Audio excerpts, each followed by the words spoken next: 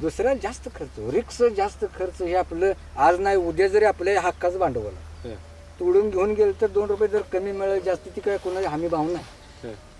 इकतंय. हा तरकारीत बघा, मी दोडका केलं, कारलं केलंय, तुमचा झेंडू आहेच, वाळकं लावलीच, केळी लावली, सगळी पिकं केली. हो. नमस्कार शेतकरी मित्रांनो, आज आपण पंढरपूर तालुक्यातील काशेगाव येथे आलेलो आहे. तर तुम्ही मागे हा प्लॉट बघताय, हा 25 गुंठ्याचा कोहाळ शेतीचा प्लॉट आहे. तर मित्रांनो, या कोहाळ शेतीमध्ये सध्या परवडतंय का, आणि या प्लॉटविषयी संपूर्ण माहिती, म्हणजे लागवड कशी केली पाहिजे, यावर रोग कुठले येतात, त्यासाठी काय केलं पाहिजे, आणि यातून 25 गुंठ्यात जवळपास म्हणजे अंदाजे उत्पन्न, अजून यांचा प्लॉट काय चालू झालेला नाही, आता चालू होईल, तर अंदाजे उत्पन्न या प्लॉटमधून किती निघतं, अशी संपूर्ण माहिती आपण या व्हिडिओच्या माध्यमातून कव्हर करणार आहे. जर कोणी आपल्या चॅनलवर नवीन असेल तर चॅनलला सबस्क्राईब करा, म्हणजेच असेच नवनवीन व्हिडिओ तुम्हाला आपल्या चॅनलवरती पाहायला मिळतील. नमस्कार. नमस्कार. आपलं एकदा नाव आणि पत्ता सांगा घेतलं. राजू सीताराम बुसे. आपलं आता हे किती गुंठ्याचा प्लॉट आहे? हे 25 गुंठे आहे आपलं. 25 गुंठ्याचा. ह्याच्या आधी ह्याच्यात काय होतं, कोणतं पीक होतं? ह्याच्या आधी दोडका होता. तर 25 गुंठ दोडकाच होता. हा 25 गुंठे दोडका. कुठल्या व्हरायटीचा दोडका केला? ते आरती व्हरायटी म्हणून होती. आरती व्हरायटी. लोकलसाठी आपण इथं लावलं. मग कायम तुम्ही तरकारीच पीक? हा तारखा. आता कुठली पीक आहे तुमच्यात? आता हे कवाळ आहे, झेंडू आहे. चालूला आता कवाळ आणि झेंडूच करताय. तर ही आता 25 गुंठ्याची तुमची लागवड आहे. होय. कधी लागवड केली होती याची? 2 महिने झालेत लावून. 2 महिने झाले. हा. लागवड करताना कशी लागवड करायला पाहिजे याची? हे की पहिलं आपलं जमिनीवर होतं. महाग जी अर्धा एकर लावलं होतं, ती जमिनीवर लावलेलं होतं. परत आमच्या चुलत्यांनी सांगितलं, बाबा तुझ्याकडे मांडव आहे, त्या मांडवावर तू आता लाव. मांडवावर थोडा दर जास्त भेटतो. मग त्यांचं ऐकलं दिगंबर भुसे म्हणून, मग ते मांडवावर लावलं.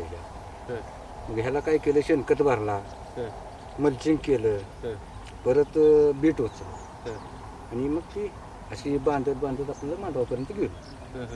मांडव म्हणजे तुमचं पहिलं पीक होतं काय ह्याच्यात? हे द्राक्षीचा मांडव होता. द्राक्षीचा मांडव. हा. द्राक्षी द्राक्षी काढल्यावर मांडव काढला. द्राक्षी आता काढून किती दिवस झाले? द्राक्षी काढून झाली 4 वर्ष झाली. 4 वर्ष झाली. तेव्हापासून मांडव तसंच होतं. हा. तर त्या द्राक्षीच्या मांडवावर तुम्ही किती पिकं घेतली आतापर्यंत? त्याच्यावर आता भरपूर पिकं झाली की, बागेची 7-8-10 पिकं झाली होती. परत दोडकं, कारली, आणि आता ही कवाळ.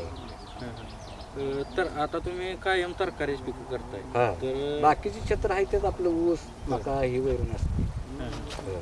तुम्हाला ह्यात पिकात कोणतं, म्हणजे कारली असेल, दोडका असेल, ही कोहाळ असेल, तर यात तुम्हाला कोणतं पीक बरं वाटते? ते कोहाळ चांगलं वाटतं. हो. कशामुळं? आणि ह्याला राब लय नाही, फवारणी ही तेवढ्याच आहे द्या, अशी आत्या आपदा लागत नाही, लेबर खर्च कमी, घरच्या घरी आपल्याला होऊ शकते नाही. आता तुम्ही पहिलं ज्या वेळेस जमिनीवर केलं होतं या 25 गुंठ्यात, त्यावेळेस किती उत्पन्न निघलं होतं? त्यात मला साधारण अनुभव कमी होता, त्यात मला 12 टन निघलो. 12 टन 25 गुंठ्यात? हो. मग त्या जमिनीवरच्यात ह्यात आता तुम्हाला काय फरक वाटतो, म्हणजे काय बदल काय? त्याच्यावर म्हणजे वेल खराब होते. आता हे तोडताना असं सगळं जमिनीवर यायला राहतात ना, मग ते चालताना लेबर म्हणा ही म्हणा ती पाय तुडवतात, वेल खराब होते. ही वर गेल्या वेल खराब होत नाही, आणि क्वालिटी बनते. त्याच्यामुळं ही सांगितलं चुलतेने आमच्या बाबा, तू मांडवाई वर लाव. आता तुम्ही जमिनीवरच्या लावलं त्यावेळेस 12 टन निघाला होता, तर ह्यात आता तुम्हाला किती टन माल निघाला? ह्यात जास्तच टनेज माल निघणार. तरी काय तुमचं टार्गेट? का तरी फळ जास्त टिकणार. आता ही शेंडा एवढा आलाय, अजून ही लांबपर्यंत शेंडा जाणार. जेवढा वेळ लांबल तेवढं सेटिंग होणार, कवाळ लागणार. हो. तरी किती टन निघाल वाटते मग? आता त्यात बघा मला 12 टन, तर ह्यात 20 टनाची अपेक्षा आहे. 20 टन? हो. निघेल का तेवढा माल? निघायच पाहिजे ना, त्यामुळे आपण अपदायचा खर्च करायचा. सांभाळलं का चालतंय, वेलवर घे. आता इथनं काय पाऊस नाही, रोगाला हे होणार नाही, लय बळी पडणार नाही. ह्या कोहाळ लागवडीसाठी जमीन कशी पाहिजे? जमीन अशी लय हलकी बी नको, मध्यम स्वरूपात काळी ह्या अशी स्वरूपात चालते. म्हणजे काळी जमीन पाहिजे म्हणायची. हा तर ह्याची आता तुम्ही लागवड कधी केली होती म्हणला 2 महिन्यापूर्वी. हा 2 महिने. आता ही हार्वेस्टिंगला कधी येईल प्लॉट? हार्वेस्टिंगला आता ते आपण जे मागं बघितले फळं ती एक 5-7 दिवसात येते ती. पहिला तोडा आपला तोडा निघल 5 GT दिवसानं पहिला तोडा निघत. हा त्यातनं मग ती 4 दिवसाला 5 दिवसाला चालू झाली. लागवड करताना ह्याची कशी केली थोडी माहिती सांगा. म्हणजे रोपावर केली का बियांवर मी केली? काय केलं तर थंडीचे दिवस होतो म्हणून आणि पाऊस चालू होता, वापस नव्हतं लोकांकडे. मग ती म्या बी नर्सरीत दिले. म्हणजे बी आणलं होतं का हा रोप बी आणलं होतं आपलं पेरणानं ह्याच्यातनं बी आणलं होतं, ती नर्सरीत दिले, रोपं तयार केली. रोपं तयार करून वापस बिपसा येस तो रोपं तयार झाली. त्यावर आपलं शेणखत बेसल डोस घालून मल्चिंग करून रान व्यवस्थित करून ठेवलं आणि परत रोपं लावली. असं कुठली व्हरायटी लागवड केली आता तुम्ही? हे वराठी साहेब आता हे काही नाव एवढं काय आपल्याला माहीत नाही वराठीचं. हे कोवाळा आमचं चुलता लावते ती त्यांच्या मार्गदर्शनाखाली म्हणजे चालू आहे. तरी त्या कंपनीचं काय टार्गेट असेल बाबा एवढ्या रानात एवढं उत्पन्न निघतंय असं काही टार्गेट आहे का त्या व्हरायटीचं? हो एकरी 40 टनापर्यंत. एकरी 40 होय. टन. म्हणजे तुमचं आता 30 25 गुंठ आहे ते म्हणजे तुम्हाला 40 20 टनाची टनापर्यंत अपेक्षा आहे. आहे विक्री. ह्या कोहाळ साठी म्हणजे वातावरण हे लागवडीसाठी वातावरण म्हणजे कोणत्या सीझन मध्ये याची लागवड करणे योग्य आहे? वातावरण जरा थोडंसं आपलं बिना रोगीच पाहिजे ना. रोग हे सगळं आहेत, नागाळे आहे, डावणे आहे, करप आहे, भुरी आहे, बागेसारखं द्राक्षी बागेसारखं जेवढं रोग आहे तेवढे ह्याला आहेतच, पण फवारणी करावं लागते. ते झालं की पण ह्याला कोणत्या सीझन म्हणजे कोणत्या महिन्यात ही अशी कधी लागवड केली पाहिजे? जूनला बी चालते. होय जूनला चालते. आता ही केलेलं ह्या सीझनला बी चालते. हो. म्हणजे आता तुम्ही बिया टोचून लागवड केली, हा तर मला सांगा ह्या पट्ट्यातलं अंतर किती आहे आणि एका बियात तुम्ही किती अंतर ठेवले? हे 1.5 फूट अंतर ठेवलं आहे बियांच्या मधलं आणि फाउंडेशन माझं हे 10 आहे. हे 10 ते 10 वर वळलं. 10 ते 10 फुटावर एक वळण. बियातलं अंतर किती आहे म्हणला? 1.5 फूट आहे. 1.5 फूट. हा मल्चिंग वगैरे टाकले, हे मल्चिंगचं काय काय फायदे होते आता? मल्चिंगचं आपले रोग राहायला कमी पडते, जास्त बळी पडत नाही आणि थ्रिप्स ही कमी, खुरपान कमी, ह्याच्यासाठी मल्चिंग. ह्या पिकाचं उत्पन्न केला तर ह्याला पाणी किती प्रमाणात लागतं? पाणी भरपूर लागतं. पाणी आहे, वजन आहे. म्हणजे पाणी जास्त लागतं. पाणी जास्त लागतं. बरं थोडं आता बी लागवड केल्यापासून जे थोडं तुम्ही कसं याचं नियोजन केलं ते सांगा जरा. रोपं लावली.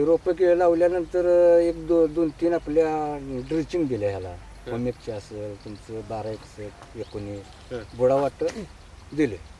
हा परत आपलं आहे असं ड्रिपनं औषध चालू. हा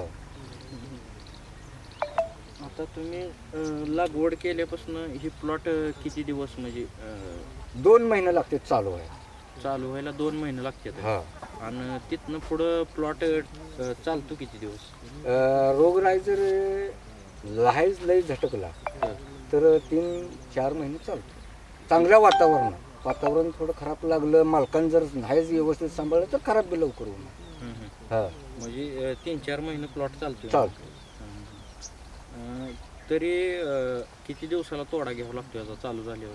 हे कसं आहे आता जास्त लय मोठं बी चालत नाही. मिडियम साईज लागते, 1-2 किलो पर्यंत. हा तेवढा आला न तोडून ठेवायला. 4-8 दिवस तोडून ठेवलं तर काय होत. हा हे आता कोहाळ जी फळ आहे तर हे म्हणजे याचा फायदा काय आहे, तर कशासाठी चालते? फळ कर्नाटकला चालते. कर्नाटकात म्हणजे भाजी बिजी हॉटेलला इकडं तिकडं देवाला काही घरांना बांधतात ना ते आपल्या अमावस्या पौर्णिमाला, अशा स्वरूपात बी चालते. हा आता मला सांगा ह्या फळावर रोग कुठले येते? रोग ह्याला नागाळे आहे, तुमची डावण्या, भुरी, करप, कुजू आहे. होय आता म्हणजे जास्त करून तुमच्या प्लॉट मध्ये तुम्हाला कुठल्या रोगाची अडचण? आता सध्या बघा भुरी आणि नागाळी आणि नागाळी हे आहेत काही. ह्या 2 थंडीमुळे भुरी आणि ती नागाळी ह्या 2 जास्त अटॅक करतात. तरी त्यासाठी तुम्ही कसं नियोजन केले, काय ट्रॅक्टरनं स्प्रे चालू होतो. किती दिवसाला स्प्रे असतो ह्याला 4-5 दिवसाला स्प्रे पडतो. आलटून पलटून भुरी जगला मारायचा, शेंडाळीचा मारायचा. पुन्हा डावण्यासाठी मारायचं असं चालू.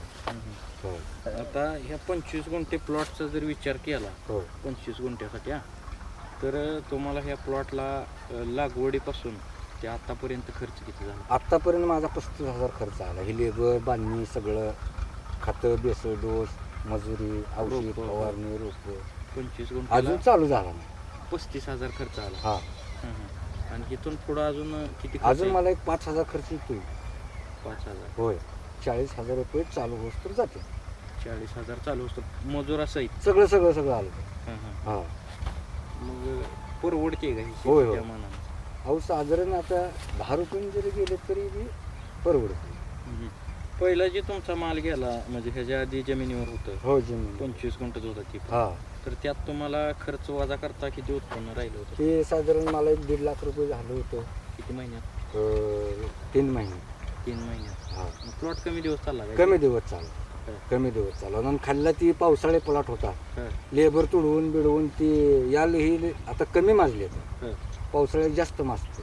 हं, ते तुडवण्यात ही याल खराब झाली. हं. हा म्हणजे ह्यात आता तुमचं उत्पन्नाचं किती टार्गेट आहे? किती त्यात उत्पन्न? 20 टन माल निघाला पाहिजे. 20 टन माल हा. निघाला. तरी काय रेट काय चालू आहे आता या मालाला? रेट आहे आता 25, 30, हं. 35 पर्यंत. काय रेटने गेलं तरी परवडते? ही सहजासहजी 15-20 रुपये जरी गेलं तरी परवडते. 15-20 रुपये जर गेले तर परवडते. होय म्हणजे एका कोहाळ्याचा जर विचार केला तर हा. ती किती 4-4, 5-5 किलो पर्यंत नग बनतो एक एकूणच 4-5 किलो होय. पर्यंत बनते. वन. मग त्याचं ते वजन वाढीसाठी म्हणा साईज मोठी होण्यासाठी औषध आहे. काय काय करतात त्यासाठी? त्याला आपण हे 60-20 ही देतोय ना. हं, फुगवणीसाठी हं, 13-40 देतोय, 17 देतोय, साईज वाढते. हं, 12 आहे. हं, शेंडा बेंडा सगळं चालते ना ते. हं.